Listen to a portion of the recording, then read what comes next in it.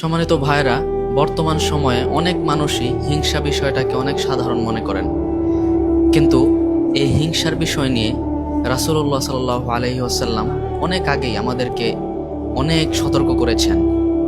যেমন রাসূল সাল্লাল্লাহু আলাইহি ওয়াসাল্লাম এই হিংসার বিষয়ে আমাদেরকে সতর্ক করেছেন যে তোমরা হিংসা থেকে অধিক পরিমাণে বেঁচে থাকো, কেননা এই হিংসা জিনিসটা আমাদের যত ভালো আমল আছে সকল ভালো আমলগুলোকে নষ্ট করে দেয়।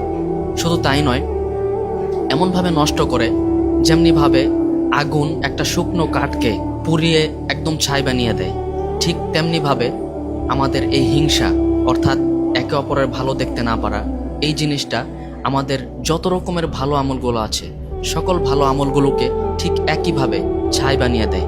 সেজন্য প্রিয় ভাইয়েরা, আসুন আল্লাহ সর্বপ্রথম আমাকে আমল করার তৌফিক দান করুন, আমাদের সকলকে এই হিংসার মতো বাজে কাজ থেকে অনেক বেশি দূরে রাখুন।